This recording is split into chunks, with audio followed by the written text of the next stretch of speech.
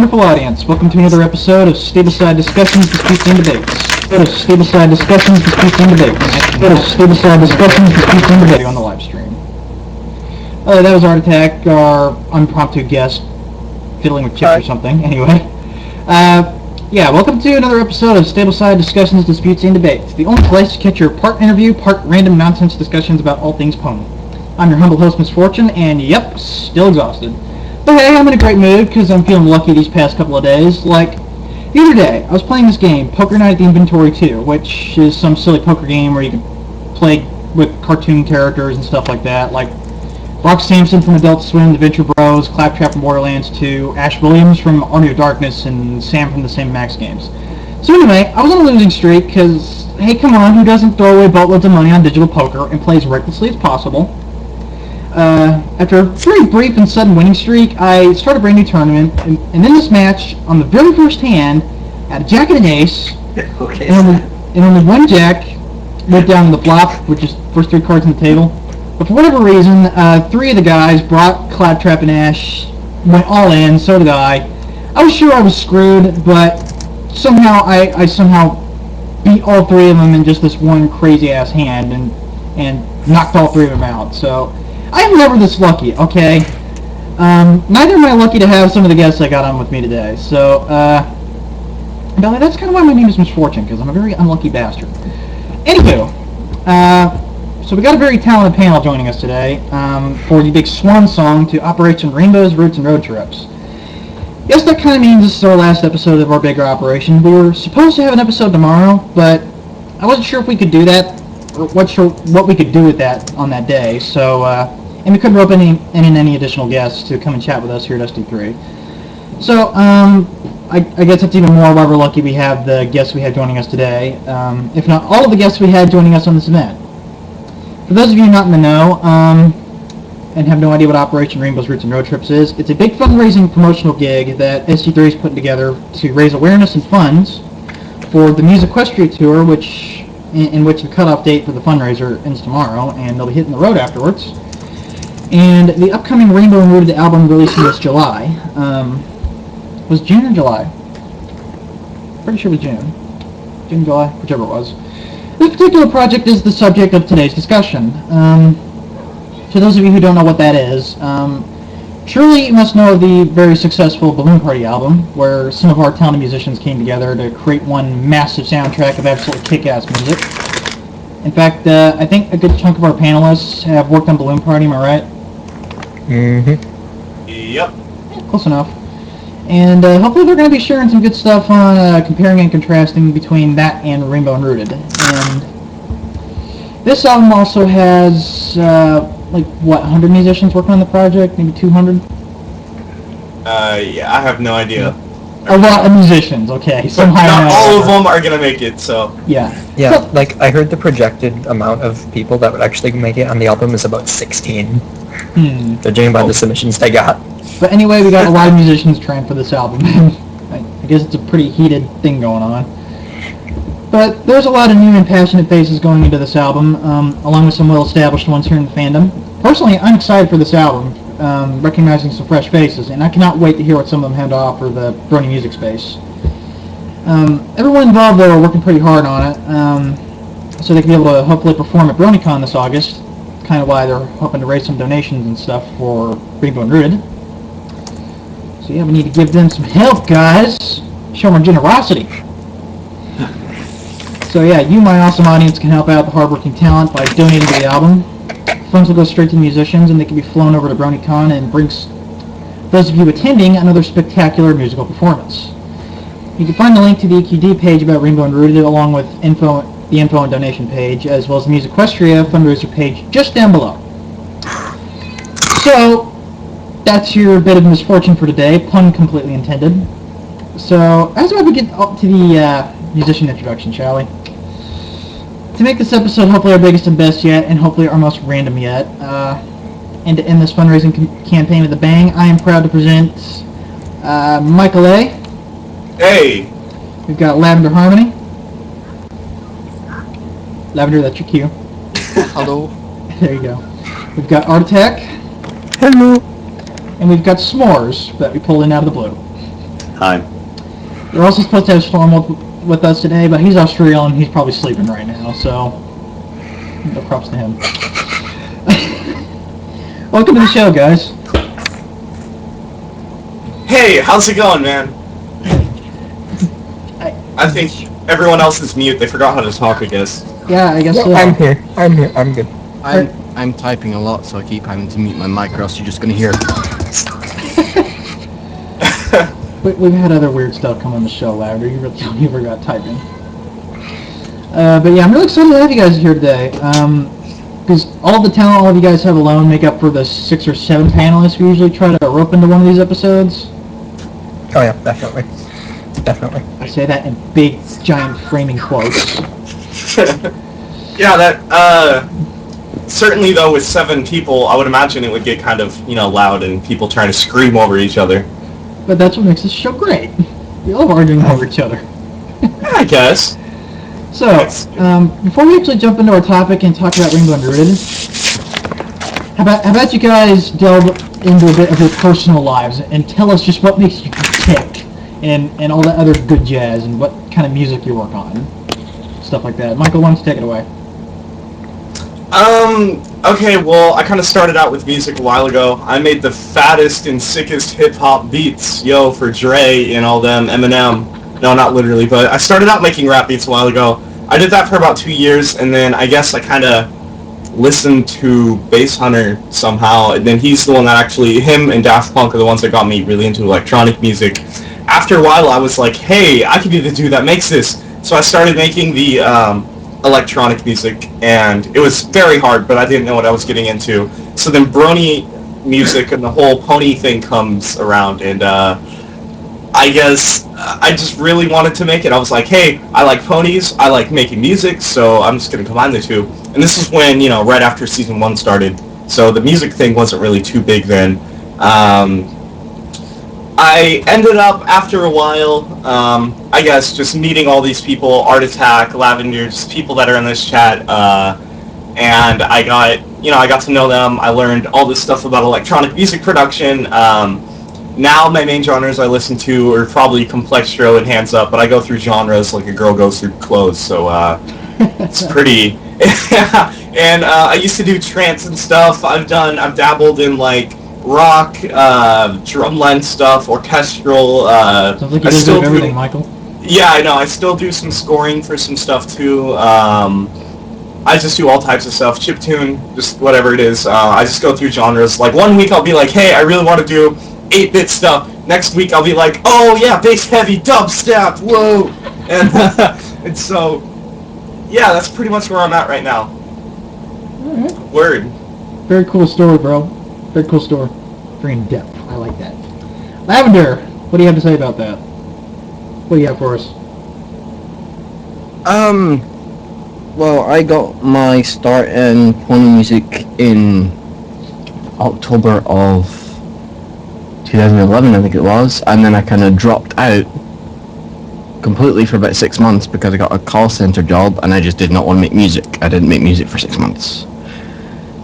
Came back on Balloon Party and basically got to know everyone, and all the while just working the day job. After leaving the call center, just made music full time for the day job. All my pony music has just been for fun, not something I've intended to continue indefinitely, that's for sure. What do you kind of do? You do drum and bass, don't you? I do a little bit of everything. I do a bit of orchestral, which is mainly for my day job, but I do it for fun as well sometimes. Electro, dubstep, drum and bass. I'm really getting into EDM. The fandom's really kind of opened me up to more EDM because I've been exposed to, my friends are big fans of it, so I've learned more and more about it. Not just the production side, but actually, learning about, how diverse it all is, because I was kind of didn't really know anyone who liked it prior, so the people I've met have kind of introduced me to a lot of new stuff.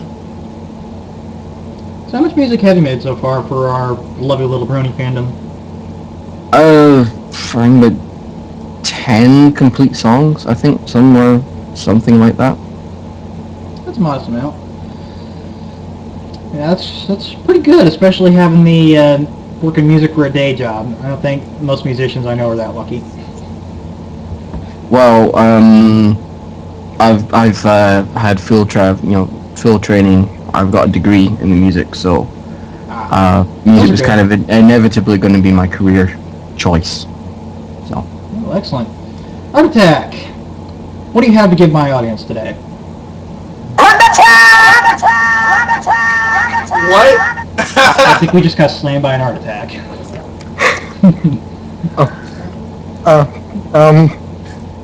Don't think even Hey, he knows. totally no pressure here, Art. But I yeah, am so dead. hi. Yeah, I do music for the fandom. I've been doing it for like year and a half about. So What do you make? I make mostly bass music. I've been getting into trap lately, like sort of like Do the Harlem Shake. yeah, do the Harlem Shake. It's like Harlem Shake's like my favorite song. It's just bang. It's just the best song, isn't it? It's just banging.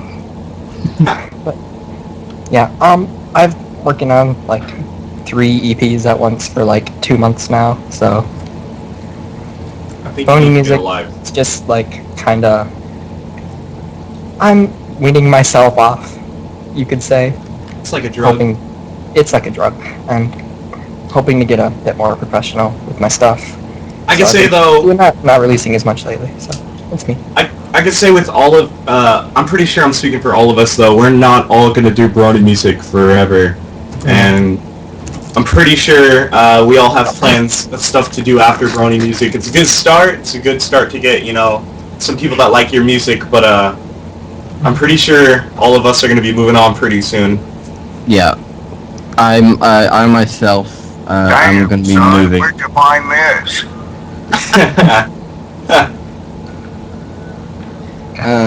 After Rainbow and Rooted, I think my last last dedication is going to be the UK Brony convention, and then that's me kind of done. I'm moving away from this alias onto a new alias and building up that as a brand, and hopefully trying to get signed or just noticed, I guess. Get out and gigs. Yeah, I'm Are gonna you be gonna- working on. Oh, go. Yeah, because like ArtAttack is like the BBC, and I can't stay with that much longer, especially if I want to do more professional stuff. Yeah, are you guys gonna tell your current subscribers and stuff of your new alias, or are you just gonna not tell anyone but your friends? Because I think it would be kind of annoying. Every song to be like, hey yo, this is cool, but where's your pony music? Lol, XP Bro-hoof. Yeah, that's exactly why I'm not going to be telling my fans. I'm just going to fall off the radar. Yeah, I might be doing kind of a PSA thing, like, hey, I'm not doing brony music anymore. If you want to check out my new stuff, that's fine, but just I will block you if you comment bro-huff. Yeah, it's probably what I'll end up doing too. So basically, kind of leaving while you guys got your, kind of while you're on your high and you feel like you got a good retirement going on.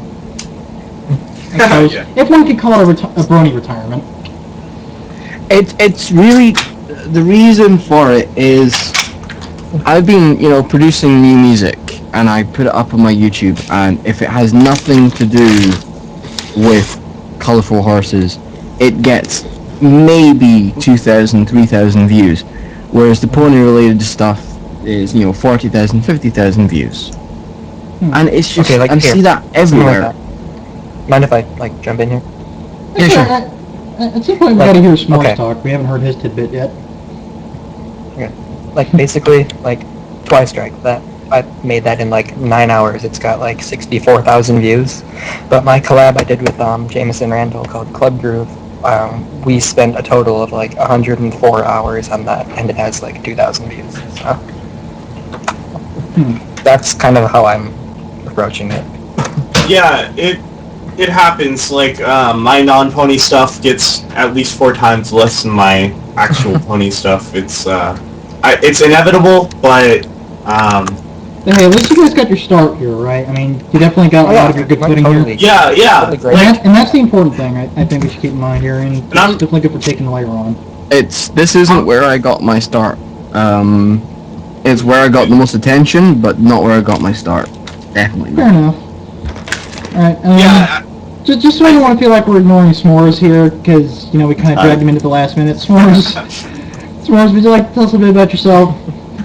Sure. I started music like 2005 or so. I used to be in like local like alternative bands and shit, like screamo and stuff.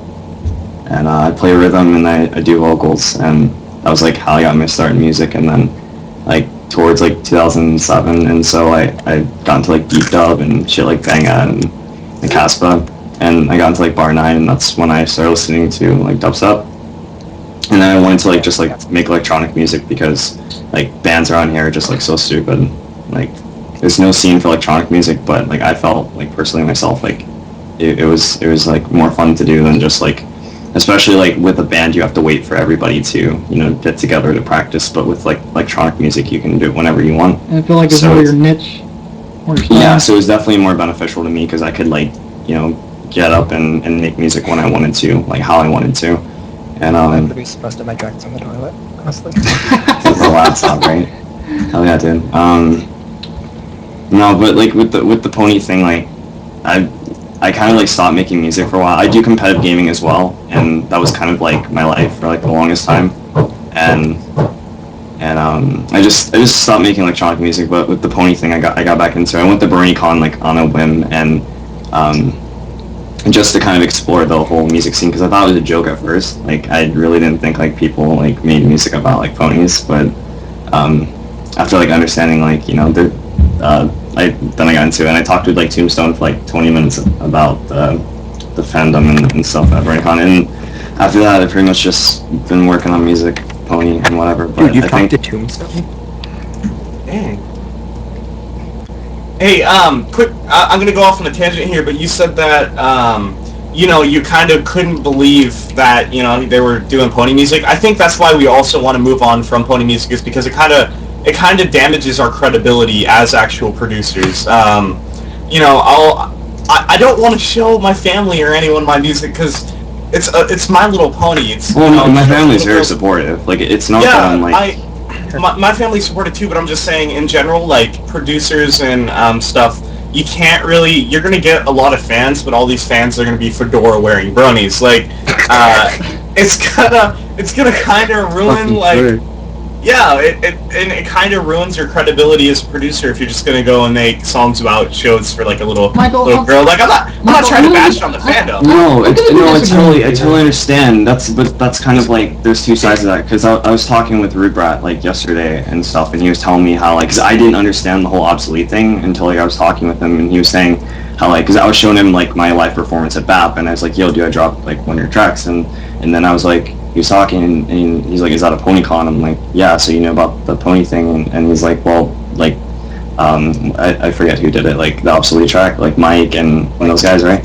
Yeah, and they rapped over, like, I didn't know that was Regret's track, and so he's cool with it. Like, maybe some producers aren't cool with it, but some producers are, so it's like, you're gonna get mixed, like, you know, whatever, in the industry, but I totally understand, like, you know, just, you know, falling off the radar and just doing your own thing or whatever. Well, Michael, I am going to kind of disagree with you there, because even though you have made pony music, it's still good music by any standard. Yeah, let's be honest well, here. It depends on the content. I mean, if you've got a song that you can completely divorce the pony content from, yes, you can continue it on. But something like 20% Cooler does not really have an audience outside of the fandom as a song at all. I mean, yes, Ken Ashcorp kind of has this thing where he writes a song for a fandom. That's his shtick. That's what he does. But that's where he gets his audience. It's quite unique in that aspect. But if you're a producer and your music is blatantly about the show, like Alex S, for example, a lot of his early stuff in the fandom was, you know, blatantly show-like, and then he moved away from it.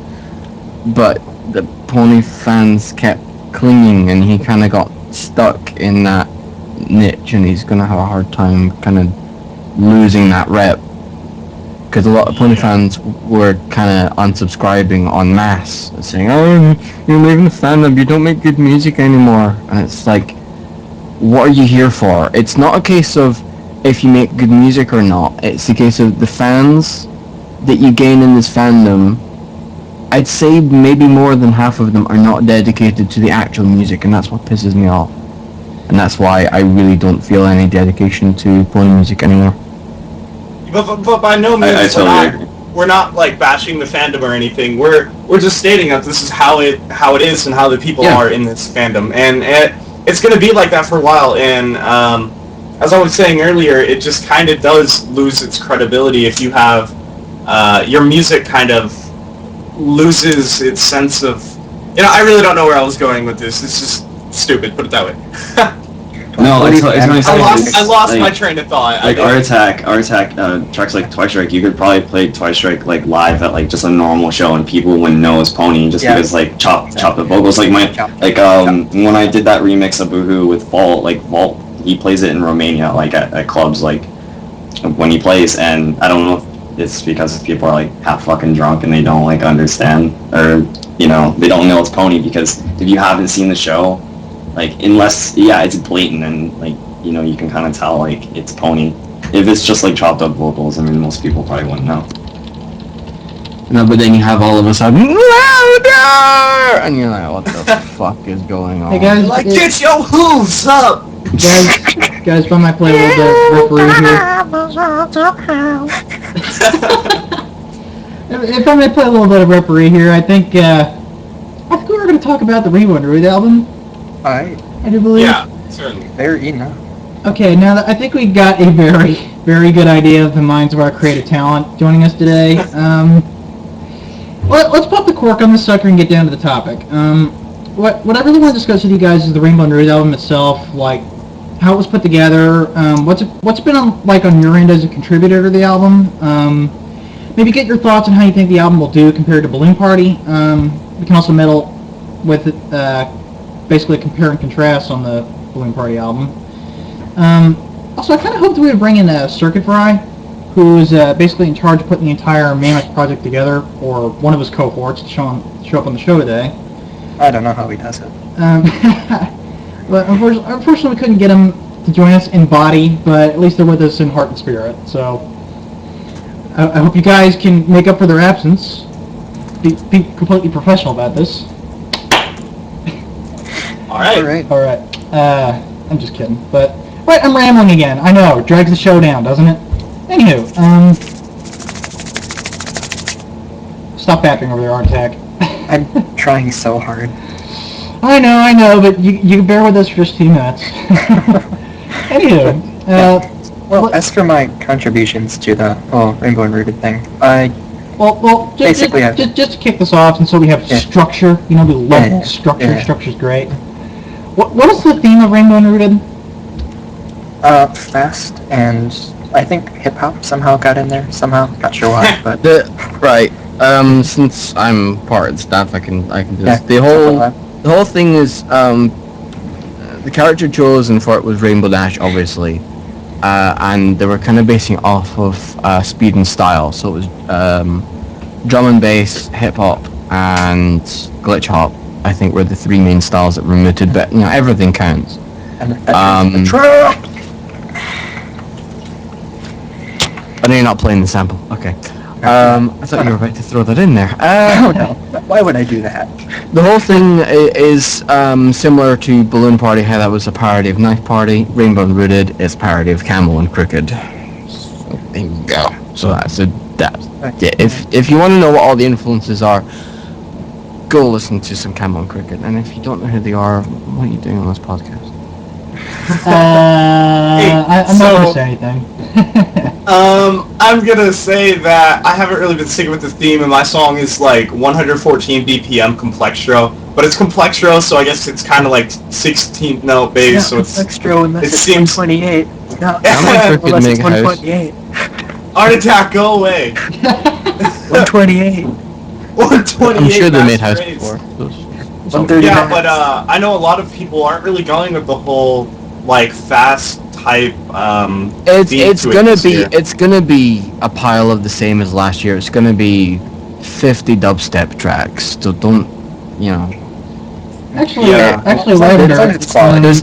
There's a lot of people attempting drum and bass, and I think it might have been a little bit of a bad idea because I've been producing drum and bass for over a year, and only now do I think I'm actually getting to a really decent quality and consistent quality. I tried D&B. Like, you heard my teaser thing? Yeah, Like, I scrapped that.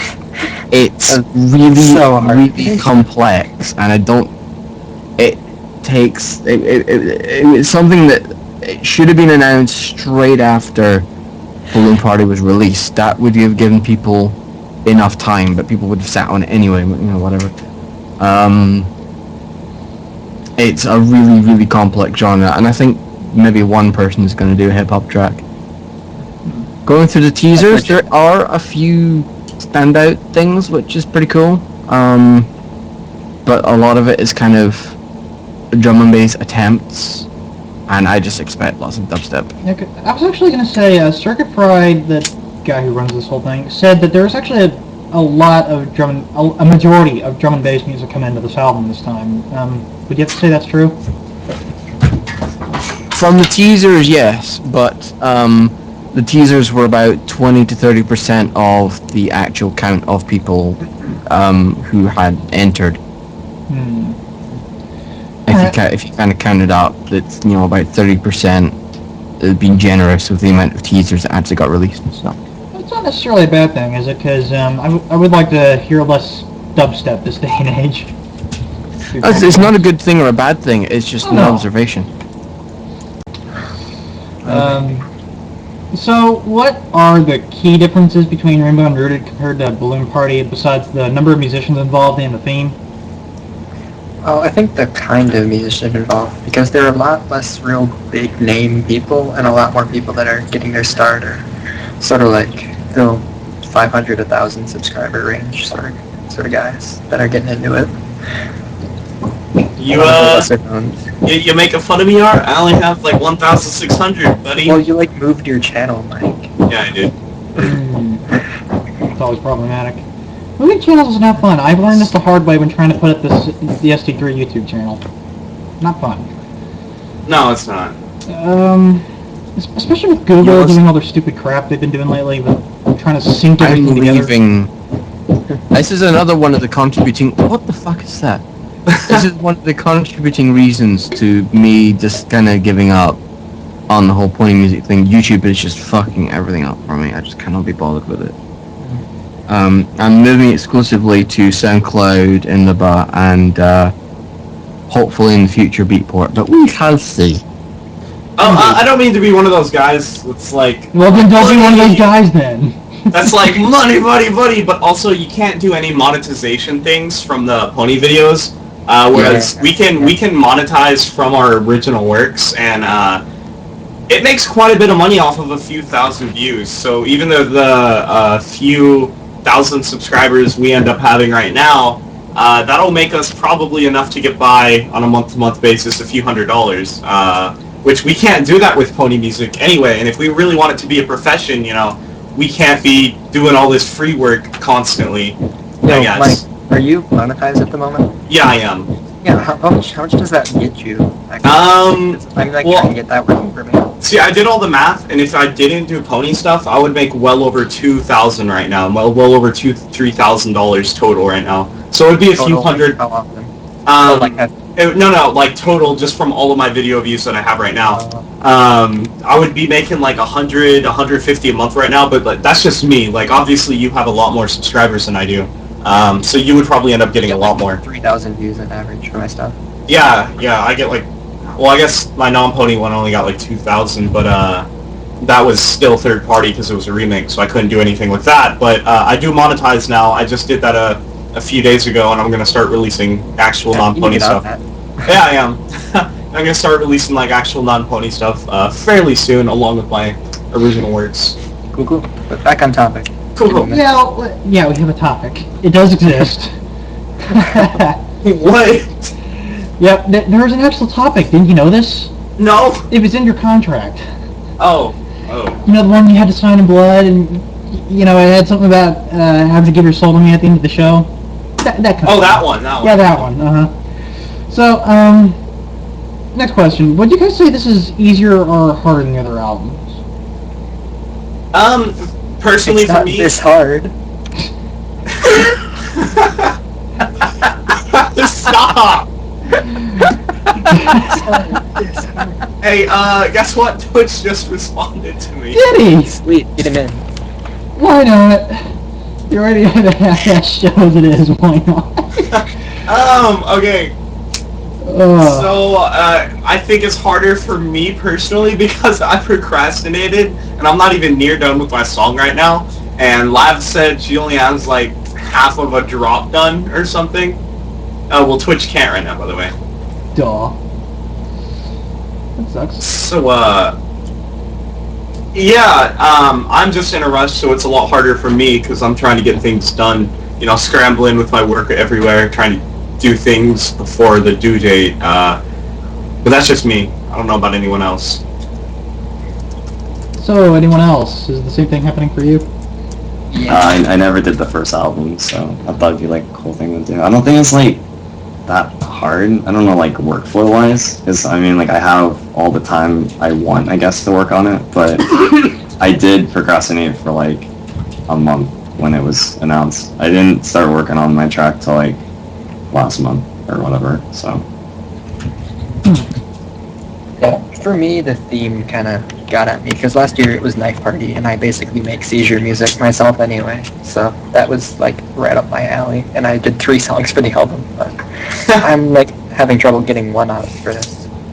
Art, you should teach me how to make seizure music, because this time around it's a fucking cakewalk. I'm behind because I was actually busy making a remix for a remix competition, which kind of took priority for me because it was kind of debut release for my new alias.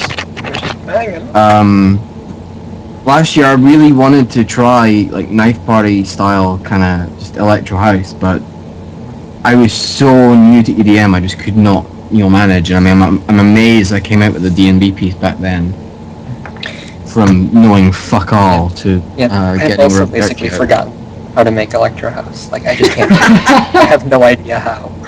You made room in your brain.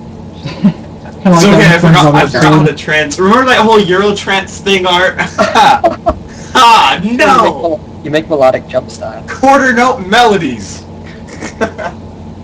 Yeah, like me personally, I don't feel like I want to be like binded to one genre, because like this time around, like drum and bass, like I like doing drum stuff and stuff, but like I guess you have to take into account like what people feel like drum and bass is, because you listen to drum and bass over in America and it's like really fucking noisy and like really unmelodic, and then like UK drum and bass is like more organic and I guess way bigger in UK even. So because two reasons: America doesn't know how to make drum and bass, and it's not popular over there. It's dead over here pretty much. Like nobody listens to drum and bass. What's popular over here is booty popping girls smoke that weed. Oh god. Especially like with dubstep in the UK. For serious, Ultra was so disappointing. Son, where'd you find this?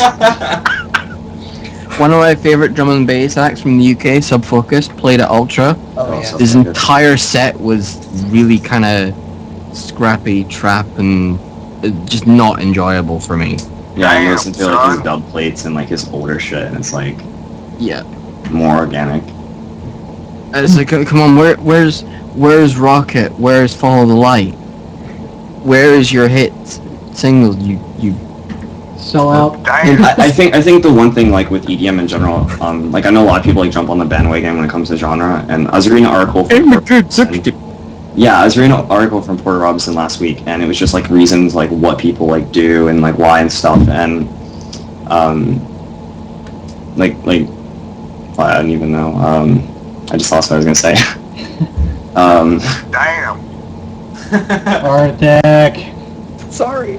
I think people are hopping on this EDM bandwagon because they see it's getting so popular. Like, there's a lot of, you excluded, Lav. I've seen a lot of other, like, orchestral people that aren't passionate for electronically. They don't even like it in the first place. Yeah. They don't even like it in the first place, but they're like, I'm going to start making electronic music because no one's listening to my orchestral. Or, you know, they'll do stuff like that, so then they won't even make orchestral anymore just because no one's listening to it, and they'll do it like, you can't do it for the people. You're not really actually making... really quite funny, because I had an ask on my Tumblr very recently saying, it was one of these anon confession, like, tell me something, how you feel about me, kind of stupid fucking thing.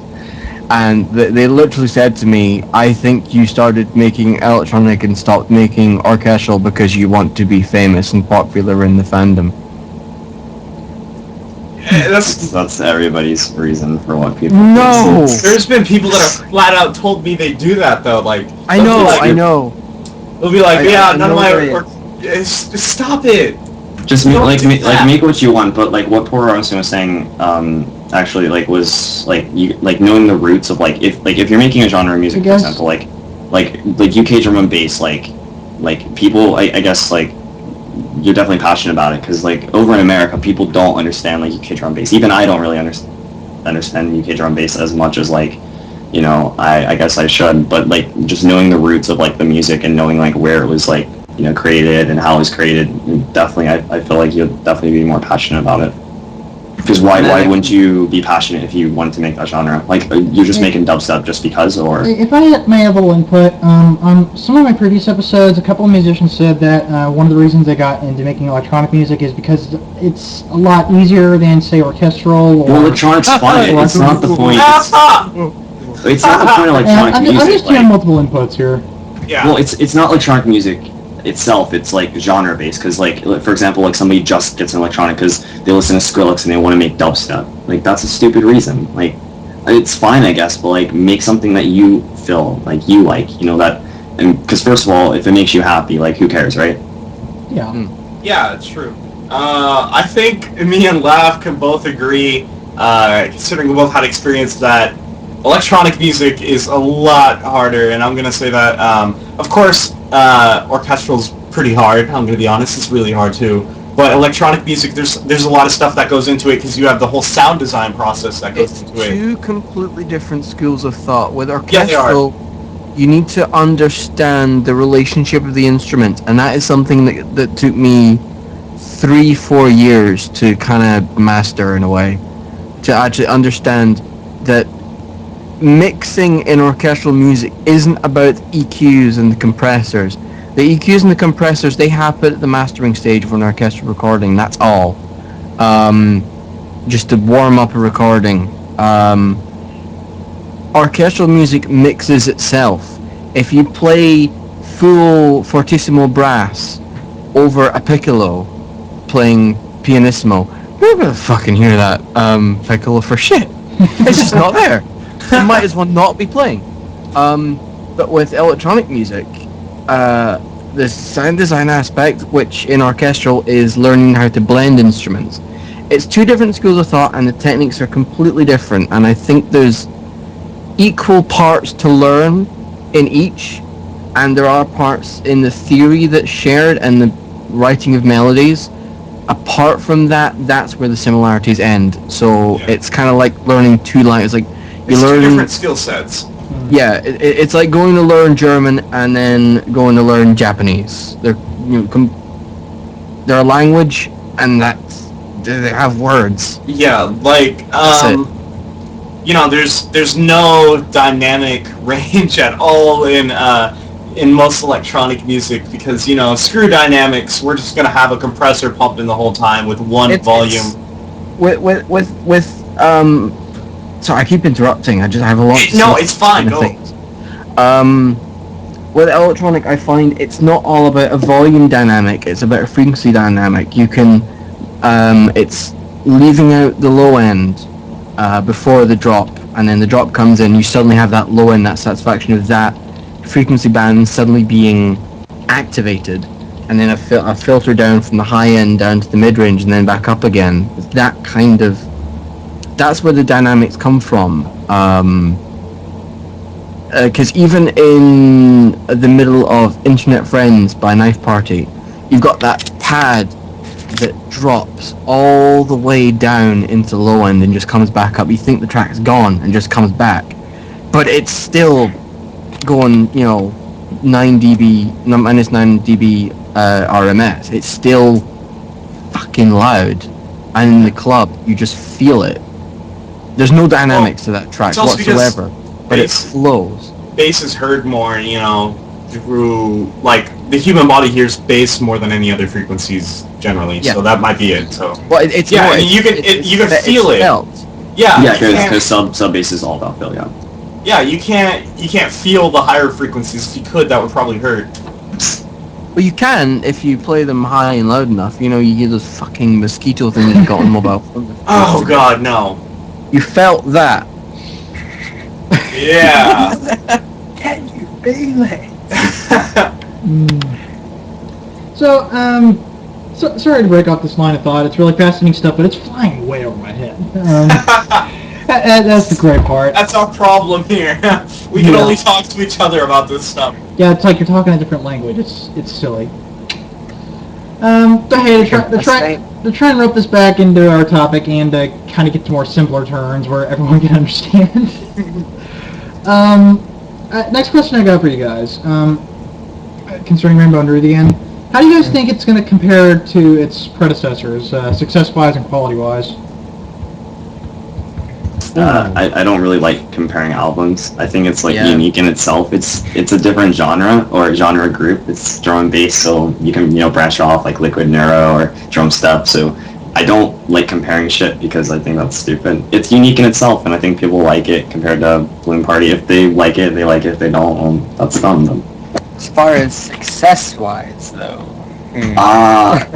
It's hard to always, I think, beat something that was already, because especially like with movies and video games, everybody's like, oh, the first one's better, right? And I think people need to kind of like forget that and look at the second one as like, it's unique, but I think it'll do okay. I don't really know like how good like Balloon Party did or whatever. I wasn't really around during that time. By chance? I think that circuit. Yeah, I can tell you how well it did.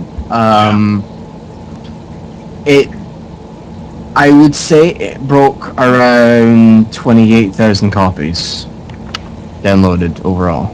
That's quite a bit. I'm not gonna give you a figure on sales, but I'd say around. I could check, but I'm not gonna because I'd need to look up the account details.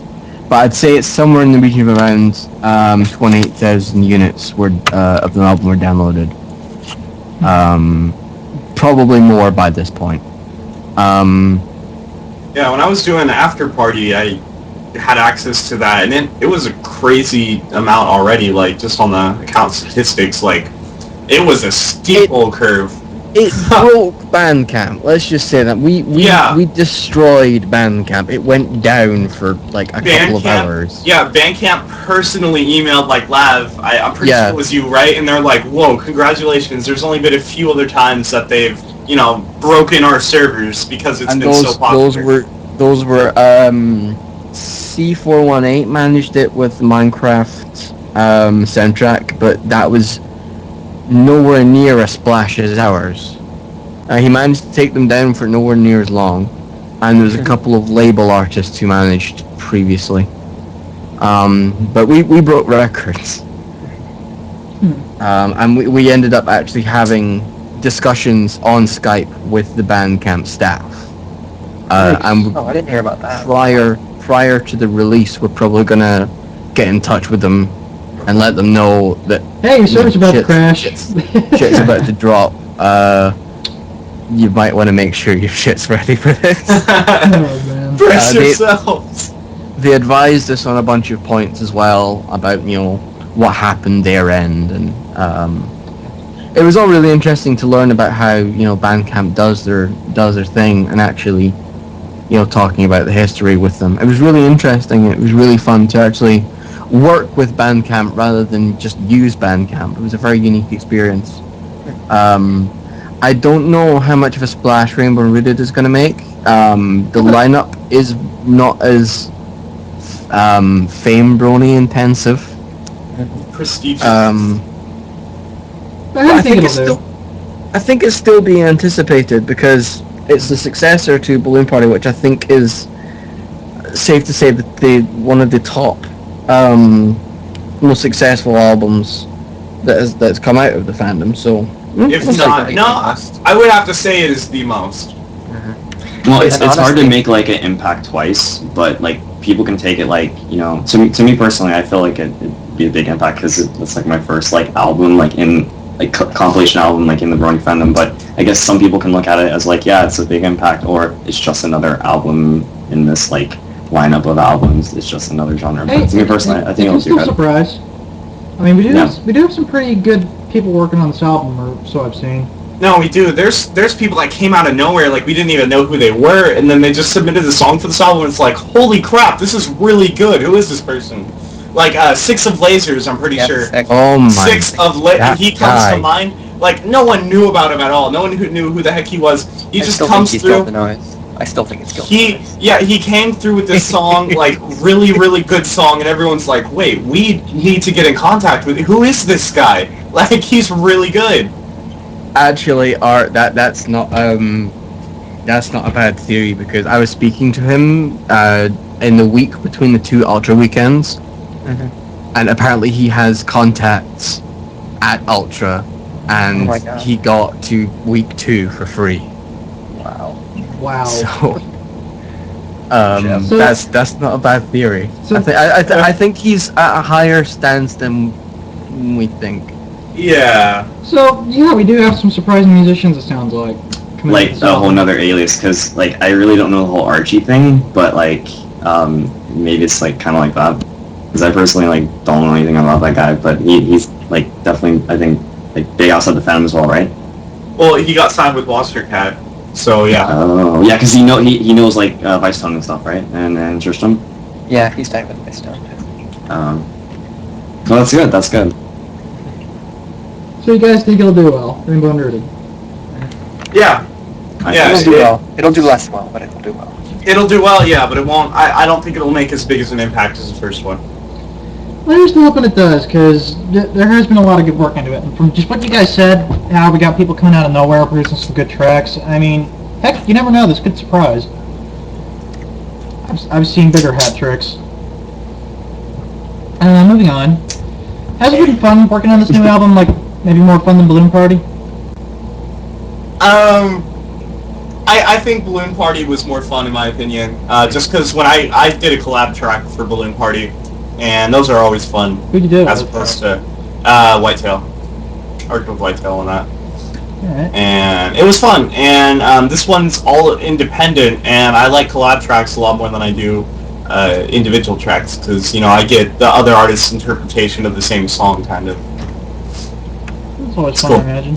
Collabing, I think, is definitely better. I don't collab as much as I want to, but like you can definitely ride off of other people's emotions and get some stuff popping or whatever. But like doing a track by yourself is okay, I guess. But I like collabing more. Just to do a little derailing here, are there actually many collabs going on in this album? Yeah, I'm pretty sure there are. Probably. I'd like to give I take on it. It's I can't compare. When I joined the whole Balloon Party thing, it was just I saw suddenly of all these growing musicians I'd subscribed to this thing called Balloon Party. I was like, what the fuck is that? I checked it out, and this is pretty good. I think I actually checked Art's song first, and I thought, okay, fuck it, because I clicked it away. I closed the tab. I thought, no, it's not for me. I wouldn't know. I sat there 5 minutes, thought about it. Thought, you know what? Fuck it. Got on Skype, and then found out about it. Found an IRC channel. Someone messaged me saying, "Hey, are you in the Skype group?" I was like, no. Bluffed my way into the Skype group. In the midst of this huge, massive fucking debate, Circuit Fight was going absolutely berserk. That was And- amazing last year. And it was just fucking pencils constantly. And just Yeah. to make my stance, I spoke up, I bluffed, and people started talking to me, and I got ad invites from like Jackal and Mike, and it was just what What did the you bluff? fuck is going on? I just kind of I bluffed my way into the debate. I didn't know exactly what was going, but I had the gist, and I just kind of bluffed my. Oh god. But hey, that sounds like it worked out pretty good. I suppose. You cheater. Actually, I think Lav. I'm not famous. I'm not part of this. I don't know what's going on. I was like, oh, fuck it. Networking. And yeah, this year, because of my status in the fandom, I have to give feedback every single day. Oh my So- god, that feeling. People throw me dubstep. I don't even do dubstep. I've never done dubstep. And people were like, "Hey, dude, you know dubstep, right? Well, give me critique on this." I know. And then they Yeah. throw me they're like, or this hold on. This happens all the time. This happens all the time. They'll be like, "Hey, I just got FL Studio and I think I did really, really good. I'm gonna release this through a label. Listen to it." And they'll send me like a 5-minute drum loop, and that's all it is. Michael, I think I know your pain because Nice drums, bro. I do a bit. What ArtAttack? Do it. Michael. What are? Yeah. Complextro Oh, is you just guys dubstep need to at 128. I know it. Mad? No, it's Mad? not ArtAttack. No. You mad? It has All you no guys stuff need to do is element. download Dr. Drum, you know? That's all you need. LMMS. Dub Turbo. Dr. Trump. Dr. Drum, Dub Turbo, and seriously considering LMS. switching to Michael? Dr. Drum. Michael, if you think that's ridiculous, I'd love to see you try writing fanfics because that's my side job apart from the show. Okay. Well, I have contributed to a fanfic, and I think ArtAttack has read that, and it was a Naruto fanfic. Oh yeah. And it was very beautiful. I can find it and read some excerpts for you if you would like. Maybe after the show or something. Oh, okay. Michael, just a side question. Do you actually ever give feedback, or do you just kind of reject it all? No, I do give feedback. Like, I'll give constructive criticism to them, but I won't listen to the whole song. I'll just skip, like, through the song. I never listen to the whole thing, unless it's like a really intensive mix. But if it's like a demo, then I'll just skim through. Yeah. But have you ever come across this scenario, which is one of the reasons why I've dialed back the whole feedback thing? You've listened to the track a couple of times because it's quite intensive, and you can pick up a lot of things that you know how to fix. They're all kind of pretty simple things, so you write it all down. You got like big paragraph, and then come by and say, "I just wanted to know if you thought the song was good." Oh Christ. Yeah, or not only that, but and I'm guilty of this myself. Up until people kind of had to set me straight, I would post it and I'll be like, "Oh," like I would kind of reject their ideas and be like, "Well, this, and this," and I'll be like, "Okay, well I wanted to do this with this, so it's okay. And later down the road, I was gonna fix this, and these are temporary and blah." And they'll just reject all your ideas down with like counter arguments or something. What I don't like about the way some people do criticism is when they tell you to change things. I don't like it when, I mean, it can be a legit suggestion, but people should put it. Are there any musicians you know involved with this project, and if so, who? Because I don't know who all's involved in this or actually going to be going in. There's a whole list on My Little Remix. You go to events at the top and click on Rainbow and Rooted. You can see everyone who signed up. There's too many people to list. Yeah, there's about Well, 100 something. what about people you know? Apart from us four here.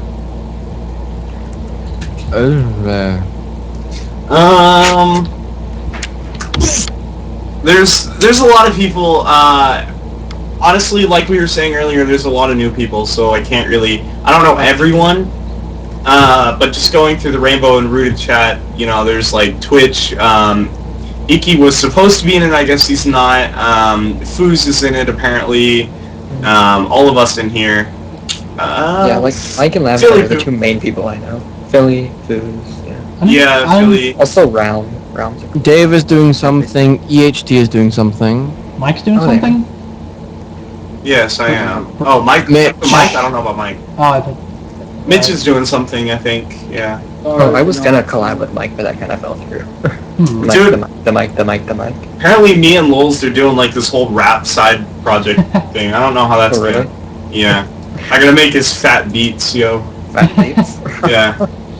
I might need help, ArtAttack, from you. Doing some Alright. trap. Doing Guys, some trap. Alright. Bing is doing something. Who is? Who's? Bing. Bing? Remember Bing Party? I do not. I'm not familiar. The search engines keep signing up for these things for some fucking reason. Go home, Bing, you're drunk. It's like that picture Yahoo.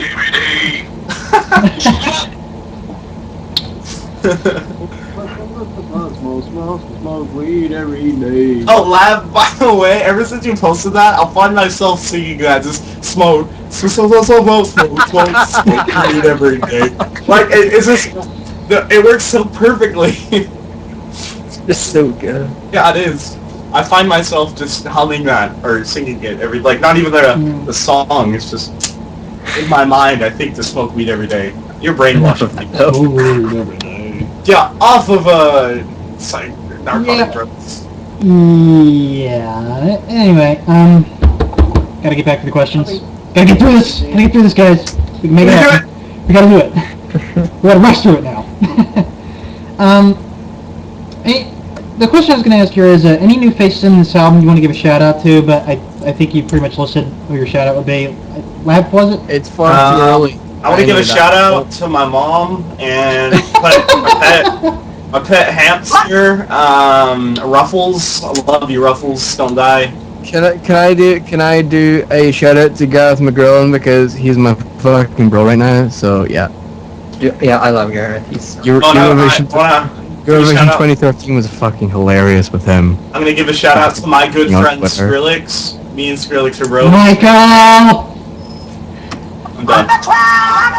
King Joel Zimmerman is totally my bro, so yeah, shout out to him. Shouts out to Joel. Shouts out to Guy. Okay, I was gonna say strictly the album and all that good jazz, but hey, why not? There you go. Dude, we got Skrillex in the call already. There you go. No. He'll join. He's probably just working on some dubstep or something, but he'll join.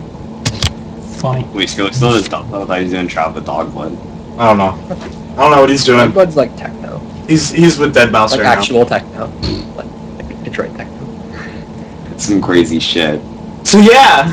So yeah. Man, What's why would you even say that? Yeah, man. Man. It hurts, man. Totally Get sucks, some man. Man. Okay, sorry, moving right along. How about a little shameless self-promotion, because God knows we love that stuff. What are you guys working on the album that you would like to share with the audience? Are you talking about work in progresses? Because work in progress, I suppose. I Whatever you are putting into Rainbow and Rooted. Wait, I'm making Complextro! And it's gonna be like yeah, that's Michael, pretty much stop interrupting me. Oh my God. I'm crying. You guys are as bad as EHT and the other three guys I had on my show back on last Sunday. The Jello pudding. We had Cyril, EHT, Blue Nose Reindeer, and Brony Mike on that episode. You guys are just as bad as them. Damn, son. Oh man. Except I didn't give you guys the 1 hour cap, so. Sam, go to dead! But yeah, speaking of that, like for my teaser thing, I just scrapped that whole thing and it's trap now. So it's like the same melody, but it's got a You trap mean drop. it's crap. Am I Oh, right? burn me! Oh, I burned you.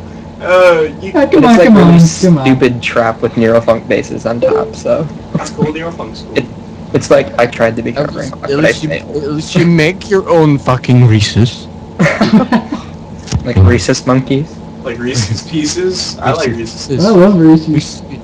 Reese's Pieces smeared all over trap. It's like. Damn, son. Where'd you find this? Okay, I find it in a Reese's cup.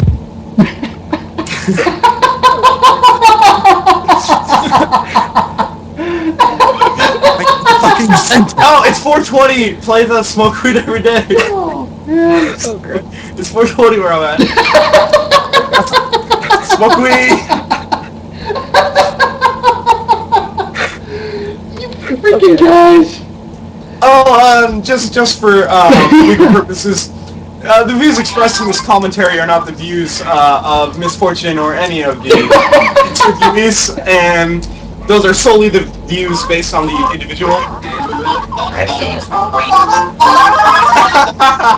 Oh my god. 420. Stop. Yeah, 420's over. Yeah. Okay, let's wrap this up. 'Cause we got shit to do, okay? Some of us have music to make and best friends to kill and work to slave away at, so let's get this done. Okay, anybody want to do shameless self-promotions real quick? Anyone? Well, I haven't Flowers, released okay. anything in a while, but on Monday I should hopefully have like 1 or 2, maybe even 3, because I'm working on a shit ton of new songs out. So check that out. Word. Subscribe to my channel, Micheal A EDM. Just Google it, YouTube Okay, it. Lab, Art, S'mores. Figure it out. It's not. I got some shit coming out on s'mores. I have like non-pony stuff. I'm probably gonna do my non-pony under this name. I don't really care. I got like some label offers for my next EP, so hopefully like that's gonna come out before BronyCon, so I can like play some of that. Dude, which label? I'm not gonna say yet. I wish I could, but Yeah. it's like no. I mean, it's still like You're under contract, That is not to fucking say anything. monster, bro. I'm not under contract. No, it's I just don't want to like say anything right now because it's not like S'mores, I don't know. S'mores, that was a joke. What? That was a joke. Monster Brownie. ArtAttack. No, but I hope to get my next EP on the label. Monster Brownie Mania. That'd be good. Okie dokie, S'mores, ArtAttack, Lavender. Somebody say something. What shameless self-promotion, yeah. go. Hipsters only on my YouTube channel. The rest you can get the fuck out. Oh dear God. And ArtAttack, Yeah. Me? Oh, okay. shameless I've self-promotion. got some collabs coming out with Albatross and Feather. We're working on a house track, and that's gonna be on my last Pony album ever. Promising that last Pony album. Gonna have one more, and then I've got a non-Pony thing I'm working on. Okay, that's good stuff. And last Hey, but You know what's funny? That Albatross kid. Like No, my work in no. progress is to. No, no, check this. The Buffalo Smart, Brony kid. I've been smart. giving all my Yeah. work progress to him, but apparently, like he's a new person now. So I didn't even know that, and I've been like showing all my Yeah, like, Albatross unreleased is, stuff like, to this this new- kid.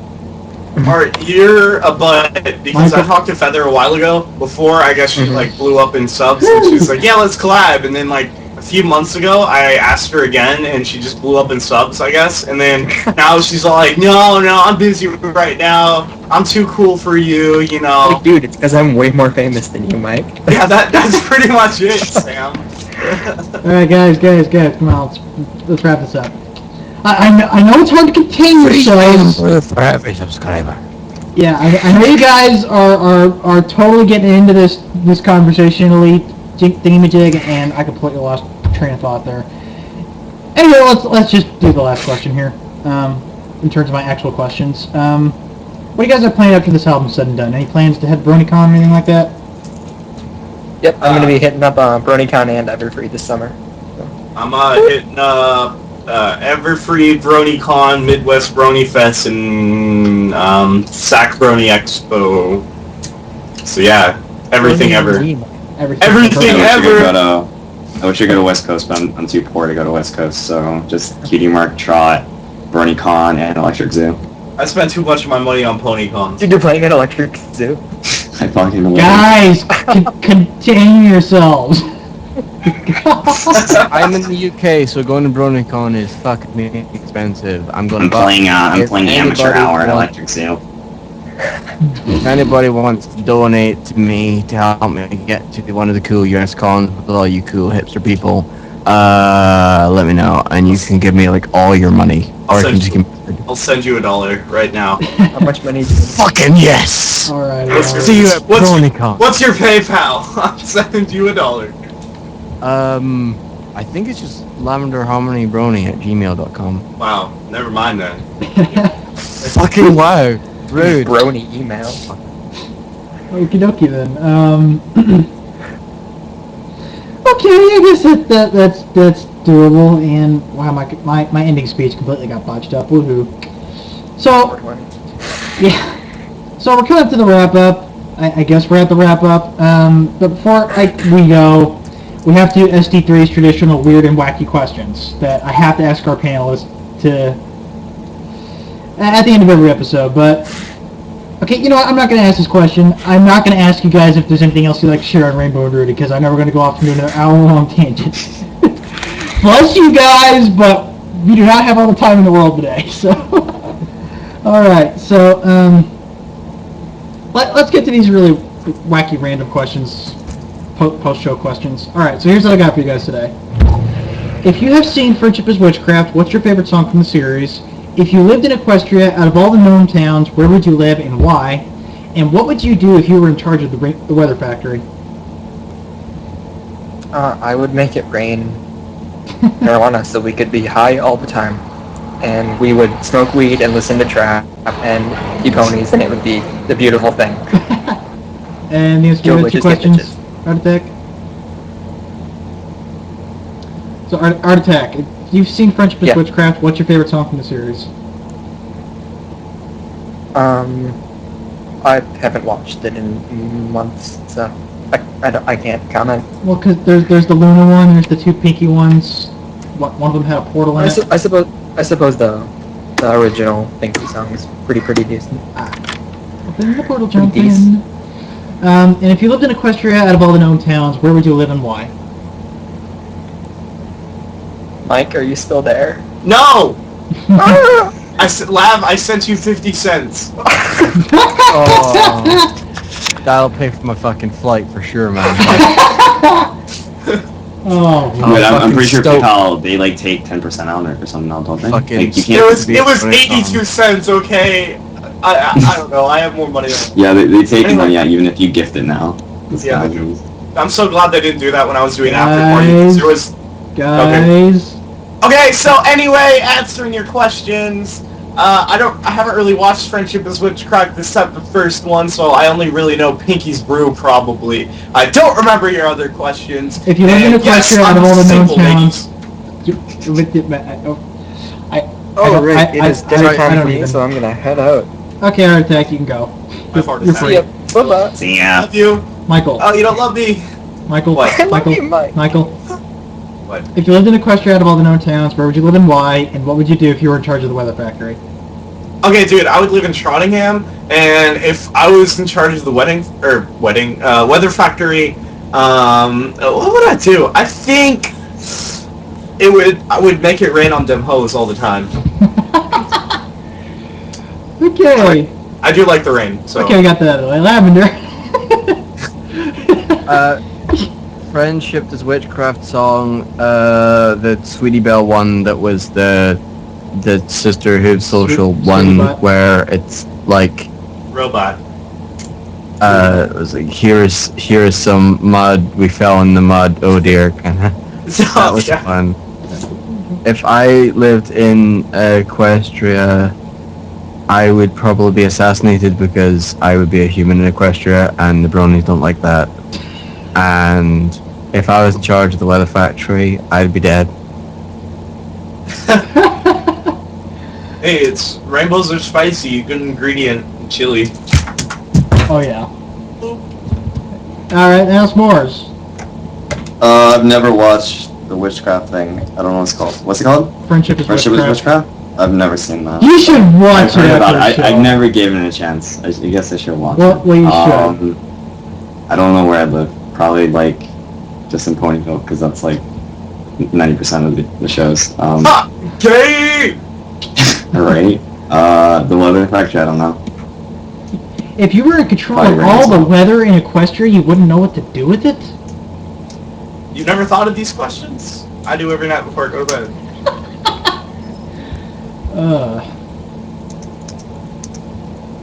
Come on, S'mores. Sure you got something. Come on! Come on! I'd probably just make it rain and swamp. I don't know. Or whatever. That's boring. You could I control don't like all the the- I weather. like You the would. snow. You wouldn't make tornadoes. You wouldn't snow on your least favorite person's house. You wouldn't make rainbows everywhere. Double You rainbows can't- all the way. You could burn places because you can make it so hot and stuff. You can murder. You can cause mass genocide or something. Think about it. All this power. What would you do? Kill Hasbro.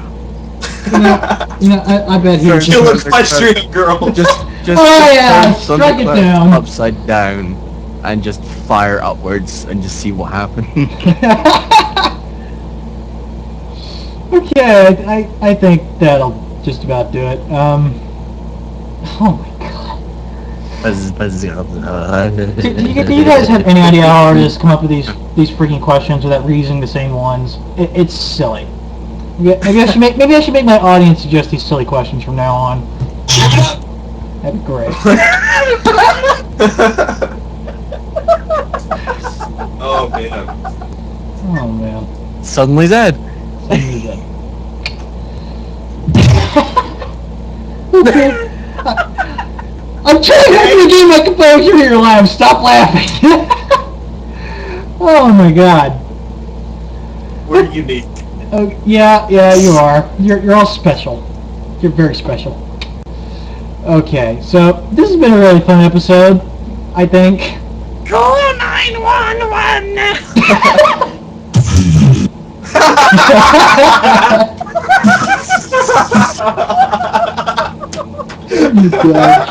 That was hilarious.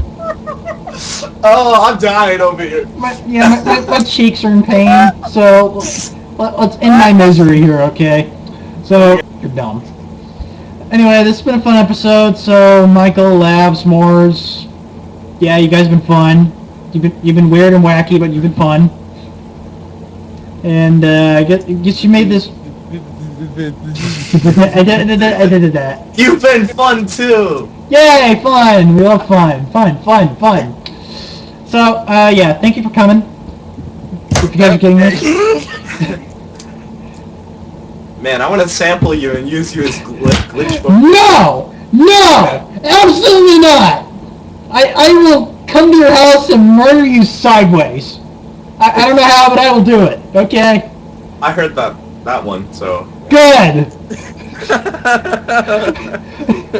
I will come to your house and murder you sideways. Oh,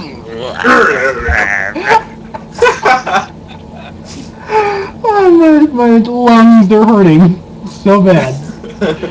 Okay, yeah, this has been fun. So, thanks for making this finale a really weird, wacky, and random one for this big campaign. Try and put on my professional face. Attempt to, anyway. Micheal, Lav, S'mores, thank you very much for coming. It's been fun. Loads of fun. Weird, but fun. Lots of it. Thank you. Thanks for having me, I guess. You're quite welcome, good sir. Yes. You're welcome to come back and rant up my audience some more. Oh god. Drive them off topic again. Oh yeah. That's all we do here at SD3. Yeah, Lav, also thank you for coming. S'mores, thanks for coming in at the very 11th and a half hour. Sure. Yeah. You know. Cause random fun. Stop it. Stop it. Sorry, they're not joining. Alright, so anyway. Folks, that concludes Operation Rainbows, Roots, and Roadtrips, at least for us here at SD3. It's been great fun doing this. We've had Glaze, Speedcore Dave, Cyril the Wolf, EHT, DJ Tarby, and lots of other fun faces join us on the show since we started. It's been a blast, but sadly, all good things must come to an end. However, the operation doesn't end with us. Musiquestria is making one last attempt to raise funds for their grand tour today, in a 24-hour-long live stream hosted by Ponydon, and I believe he told us about that on the last episode. So they're going to have some fun and games and all that good jazz. You should totally check them out. I'd give you a link, but I don't have it because, Ponydon's lazy. Likewise, Rainbow Unrooted isn't out till June 7th, and they could use all the donations and support they can get. So, This is SD3, and we're asking you to help spread the word. That aside, just want to finish by saying SD3 will be resuming its normal programming to every Saturday at 6 p.m. Eastern Standard Time. We're still looking for producers, editors, and other types of managers and techies to make SD3 a much better show. You can hit us up with a private message via our YouTube channel, which, if you're not watching this episode there, you can come check out the link in the thingy-majig below, where we've also provided links to the Musiquestria tour and the Rainbow Under album. For those of you joining us on YouTube, same links should still be there, and you should check them out before it's too late. Anyway, that concludes SD3's Operation Rainbow's Roots and Road Trips. It's been a hell of a ride, and now I think I could definitely use a vacation. So, I have been your humble host, Miss Fortune. This has been Micheal A, Lavender, and S'mores, and ArtAttack, who is not here anymore. Wishing you a good weekend, and we will see you guys next time, Stableside. You can say goodbye now. Bye! There you go. Right. Remember, kids. Give it up! Don't do drugs, stay in school! Wear your seatbelts. All that good jazz. Anyway, good night, everybody.